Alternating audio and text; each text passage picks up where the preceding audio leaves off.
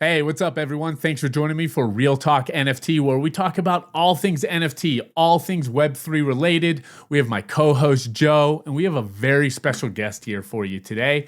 Alec Wantoch, the head of product of Hyperplay. Hyperplay is a Web3 native game launcher and aggregator of games and game stores such as Epic Games and Amazon Prime Gaming. Alec, really happy to have you on today. Thanks for joining us, my man. Thanks for having me. I'm super excited. So let's get things started a little bit. Let's talk about I know we were talking about beforehand, but we'd love that little recap. Give us a little background about your expertise in Web3 and NFTs and how'd you get into this crazy world?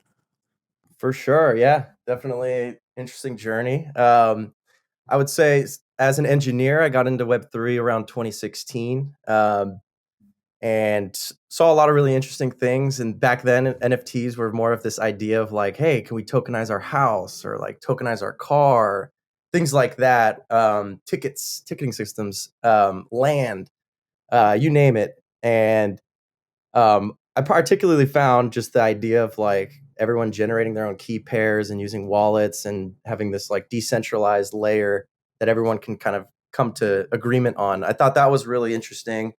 I was really involved in the security space at that point, and we tried very hard to get people to adopt things like PGP, and never really worked out. But people are generating their own crypto wallets and their key pairs there, so that really drew me in, and just the self sovereignty of the whole thing, and just removing authorities where they're not necessary was really fascinating to me.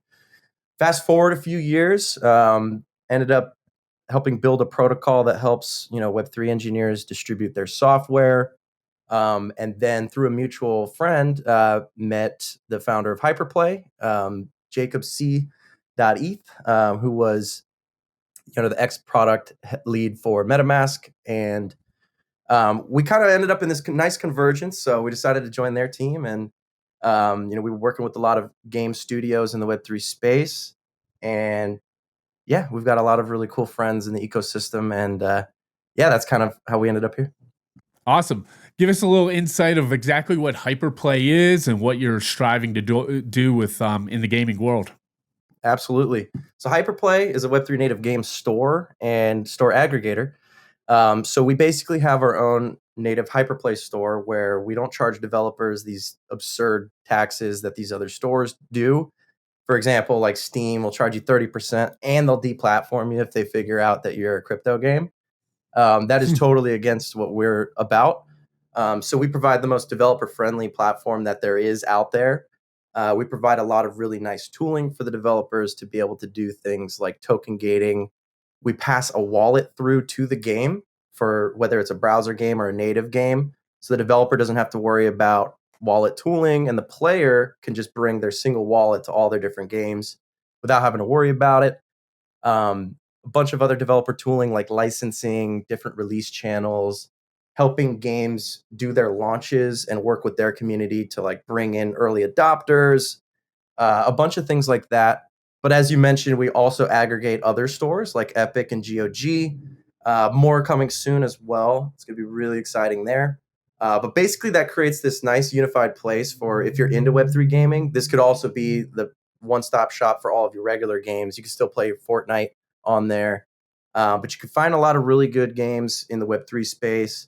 And we do extra security reviews and things like that to just make the player more safe, and make sure that the games that they're connecting their wallet to, um, have been at least security checked, and they don't have to go and download some random exe from some website somewhere. So we try to solve for a lot of those problems in terms of gamer UX and developer UX.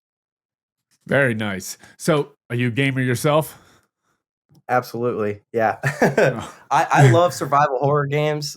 Personally, Oh. I really love games like Resident Evil, the old school Silent Hill games, things like that. That's my cup of tea for sure. Do you dive into any of the Web3 games? Anything that you just absolutely can't get away from? Absolutely. So we got quite a few really interesting games on our platform. We got BR1.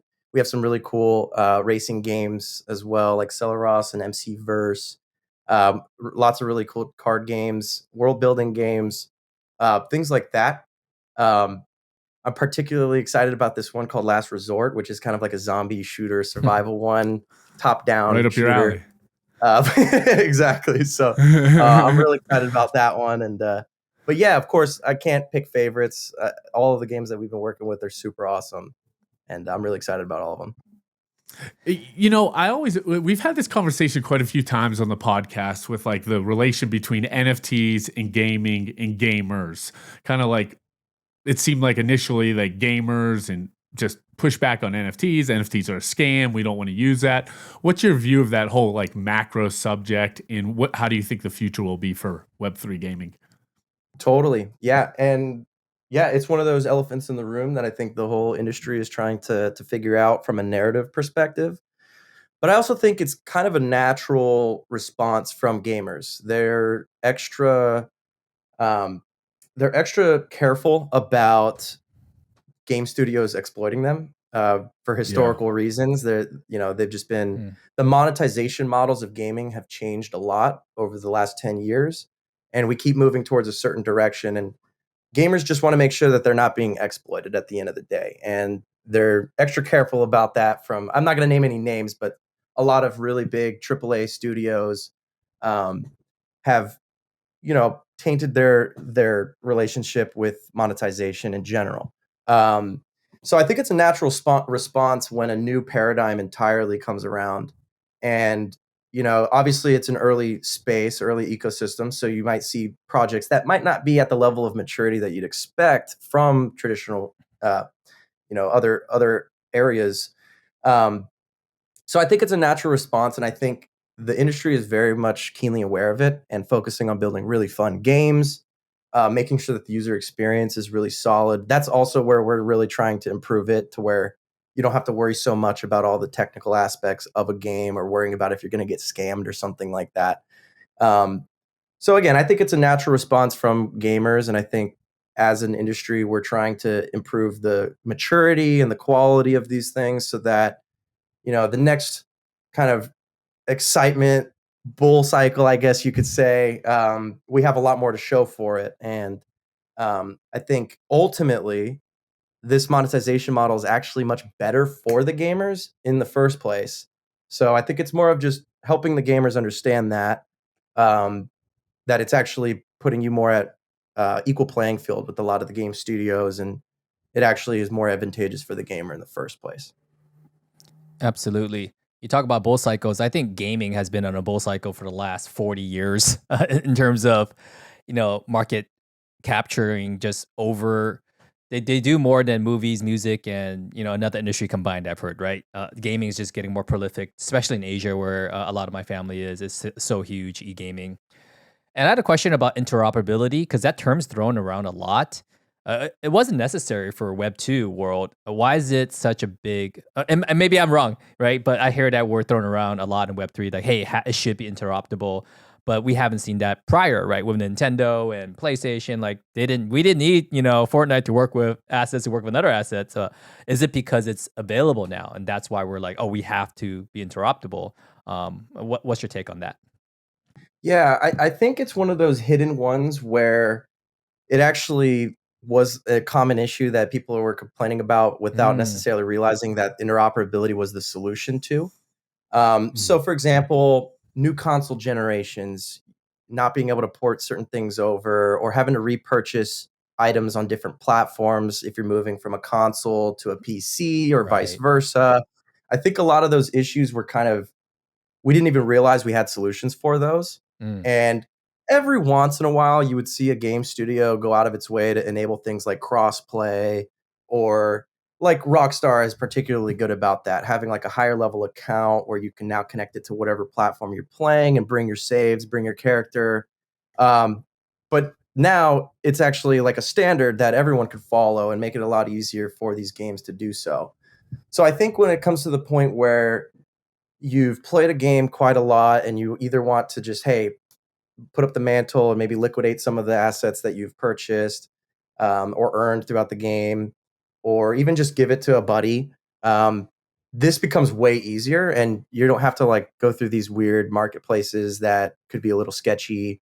right. Like for example, Steam puts you in a really bad position with that. You can trade items within the marketplaces, but as soon as you want to like liquidate and cash out, you're going to have to go through some alternative means, since they don't let you withdraw directly on certain things.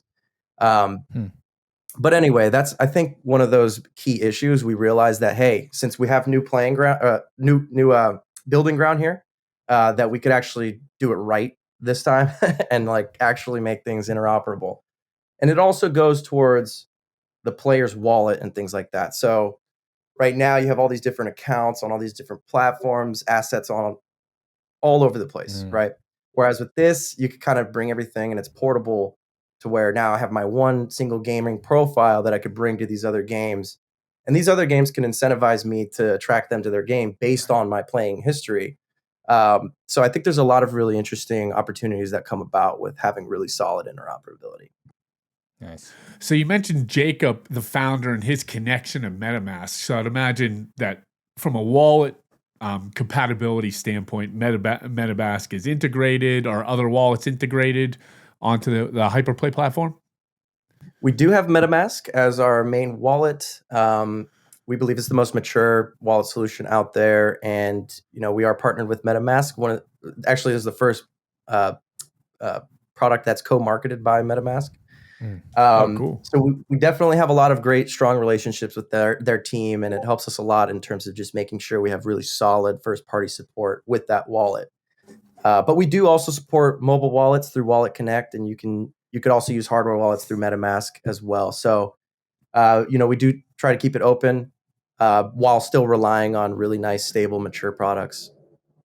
And it looks like you're just not stuck with one blockchain or one network. It looks like you're available with Ethereum, Polygon, all the big names out there. So that's outstanding to see.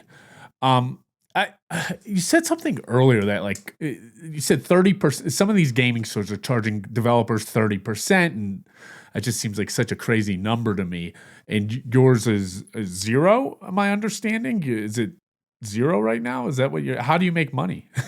That is correct. So yeah, we are in the future going to be rolling out a nice secondary marketplace for a lot of these things, but we're not going to take a cut from the developer directly in that case. Nice. It's going to be a similar model to a lot of these swap platforms, but yeah, in general, we do believe that a lot of the current platforms like Steam and Apple and even Google are quite exploitative, and you're completely right. 30% is ridiculous, and we feel the same way. And it's really surprising that we're actually still in a situation where that's the case. But we have ended up in a situation where developers don't have a whole lot of choice in that matter. They just kind of have to distribute on these stores a lot of the time. So that's why we're coming in with an alternative model where we don't exploit the developers that way. We allow them to build with any blockchain, as you mentioned. And with the recent MetaMask snaps as well, we're also extending to non-EVM chains like Solana and a few others like Sui. So we definitely want to make sure that we can help any type of Web3 game developer distribute to their players and without having to worry about all these fees. And just exploitative policies, like I mentioned Steam, they'll just deplatform you if they find out that you're a crypto game. Epic is sort of the next more friendly one, but they are still taking about 12% of your in-game revenue. And they're kind of still updating their policies for Web3, and it could change in the future. But we definitely feel very strongly about the Web3 philosophies. So from the beginning, we're Web3 developer friendly. Yeah, I saw the Asian market leading the gaming space in terms of Web3, like Square Enix and ZTX. But Zynga got in recently, which is great to see. Why is America so much slower? Is it because of legalities that's holding us back, and people don't want to develop because they don't want to get in trouble, these being assets and whatnot? And just what's your take on that? Because it seems like we're falling behind. It is a great question, man. I will say, obviously, this is a personal take, but I do think that, particularly in the US, this is just based off of my own experience with going to different events and participating in different, even just hackathons and stuff like that. I do find that the US kind of looks at the crypto market in a little bit more of a hyper financialized way than a lot of other countries do. We kind of compare them to more like, for better or for worse, we do speculate quite a lot on these assets, and we look at them more as like risky investments and things like that. And I find that that's a common cultural phenomenon here in the States. Mm. Whereas outside of the US, a lot of folks care particularly about the use cases of removing those authorities, being able to liquidate assets between different countries. A lot of folks sending money between each other in different countries, really getting to that core ethos of like the borderless and permissionless parts of those protocols. For and so as far as why the Asian markets are particularly adopting these technologies, it's a great question. I think it comes to, they're just a little bit more excited about some of these newer technologies at the fundamental technology level. And yeah, we're just kind of looking at it a little bit more financialized until we see a lot of these really good games. But yeah, I think that's one of those benefits of, being in a place where the banking systems are, relatively trustworthy and relatively stable. But a lot of different parts of the world, that's not the case. So I think that naturally fits that story. Where do you see like the future of NFTs incorporating with gaming? Do you see a future where almost all games are going to be somewhat decentralized, incorporating NFTs? Is that the path you see forward? It's definitely a critical path that I think is going to happen in this space, particularly for things like access passes, um, as well as just like cosmetics and things like that. I think gamers are already pretty used to buying in-game assets for both cosmetic purposes as well as changing the mechanics of the game. Obviously, gamers are really like, they push back a lot on like pay to win, which our industry is keenly aware of. Um, but I think it's only natural to now say, hey, instead of having some entry in some company's database somewhere, you could actually have this asset in your wallet at the end of the day.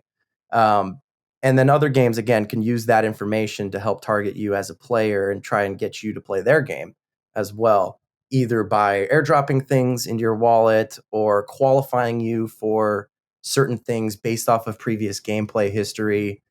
And all that's done in a way that is a lot more accessible to the game developers, since it is all on that neutral platform already. They don't have to like ask some other game studio for their API access or anything like that. They could just go and do it. So I think it's only natural for the games to start moving that direction. Um, and I think it's a really, really great fit for the NFT use cases in general. Yeah. Do you own any NFTs? Oh, sorry, Of Joe. course, yes. Of course. I think the most amount of NFTs I have are in POAP form, actually. So I Nice. love POAPs. Those are my favorite types of NFTs. But I do have some really great Chris Dyer Galactic NFTs. Those are really cool. A bunch of them, honestly. I got a bunch, but yeah. Well, Alec, I'm not sure if you saw Ready Player Verse that's coming up. They're partnering up with Warner Brothers. That's pretty exciting. So I guess a two-part question here. Where's gaming going? Because, we got Apple coming out with their goggle. It's not called a goggle, obviously. It's super cool. Very expensive, by the way. We got mobile. We got desktop. We got, Pokemon Go with its, I forgot what you even call that nowadays, but it's kind of all merging into, I think, this metaverse type of world. And that could be completely off here. I mean, what are you excited about in terms of gaming? Is it the metaverse as we quote unquote call it? Is it a specific platform? And then the second follow-up question to that is, where does, Hyperplay live is amongst all those? Definitely a great question. And I think gaming is especially primed for things like the metaverse. And honestly, a lot of the tooling that game developers use is the same tools that we're going to be using and are using for those types of environments. So I'm definitely very bullish on that path in the future. I also agree. I think things are starting to converge a little bit on a set of different interfaces and platforms. And I think a lot of, even some of the AI related stuff fits into this I do think that gaming is actually the fundamental ground in which a lot of this stuff is being built on top of.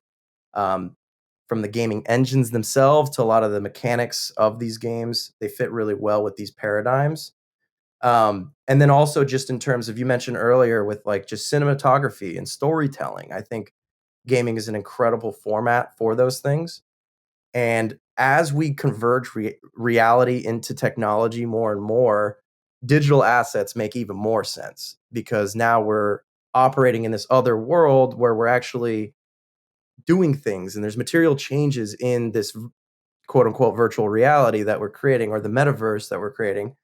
And I think digital assets become even more relevant in that world. So I think it's only natural that crypto and blockchains are the fundamental economic layer for things like a metaverse to exist, and even to provide things like for AI systems to provide things like, hey, this is proven to come from my data source. Anyone could use this data set for training, et cetera, this, that, or whatever.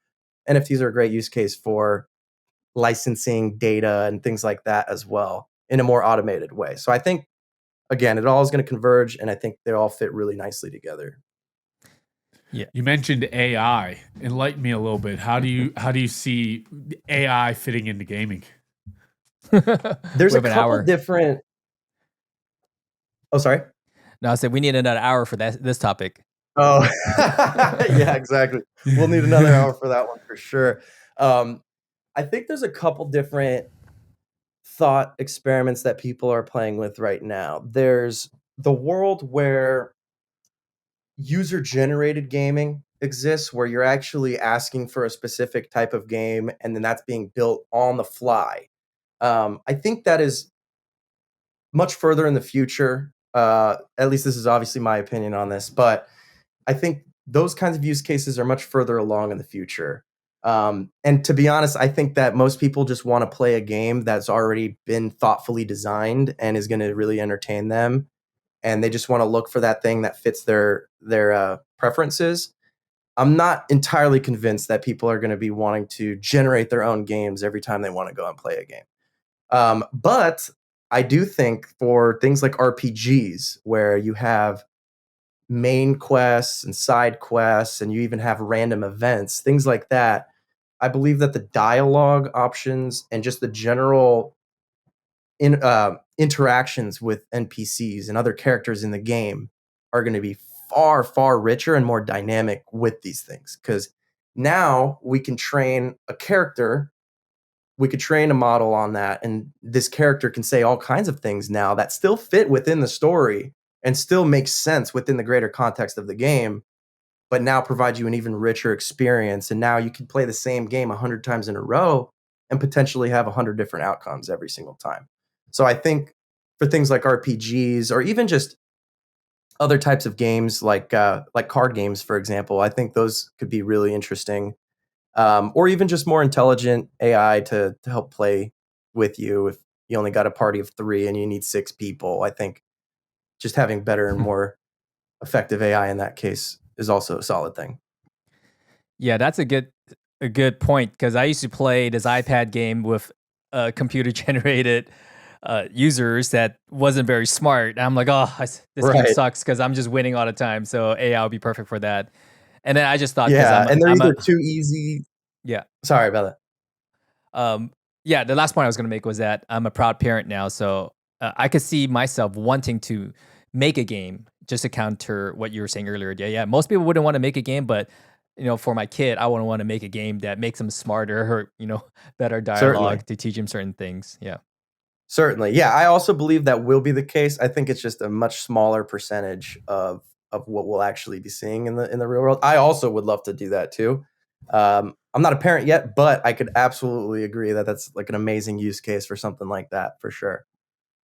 I love the idea of utilizing the AI in a role-playing game. That's one of the best examples I've heard or even had anybody bring up to me, because you're right. You could have hundreds to thousands of different outcomes, but it's going to still fit within the same story, and it's just going to make that game, I think the word you use is richer, and it's kind of stuck in my head, but just make that experience richer for the end user. What kind of What kind of advice would you give for any developer that's looking to build out a game, and how that could also intertwine with what you're doing at Hyperplay? For sure. Well, I would say if you're building a Web3 game, definitely reach out because we can help reduce a lot of the stuff that you got to build.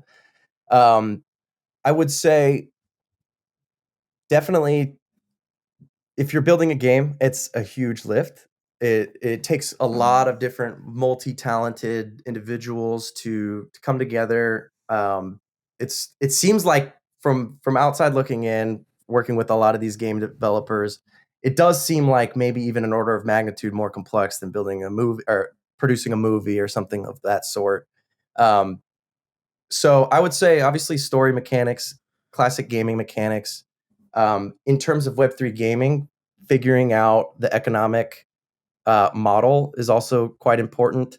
There's tools out there like Machinations, which lets you simulate different types of economic models, both in traditional games and Web3 games. With the Web3 games, you just map that stuff to tokens.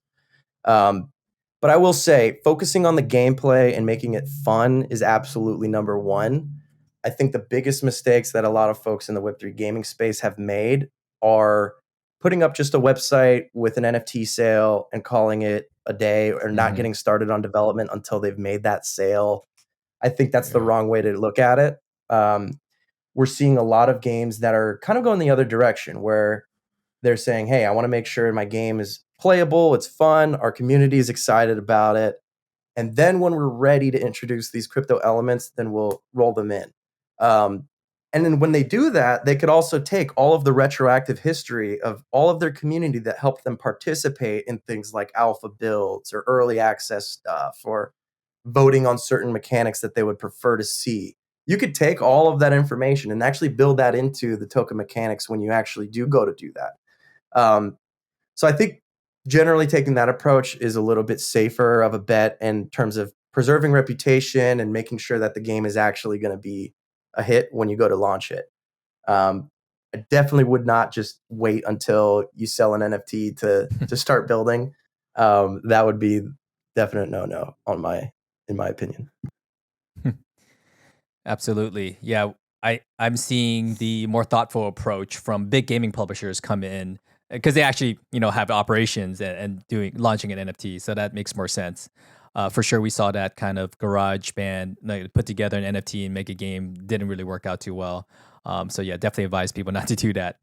I'm super excited to play some games. I haven't played in a while, but it seems like gaming is just taken on just such a fast pace in terms of advancement technology. Now you're incorporating crypto, NFTs, AI. I mean, it's like a speeding bullet on a speeding bullet. Your day must be super busy.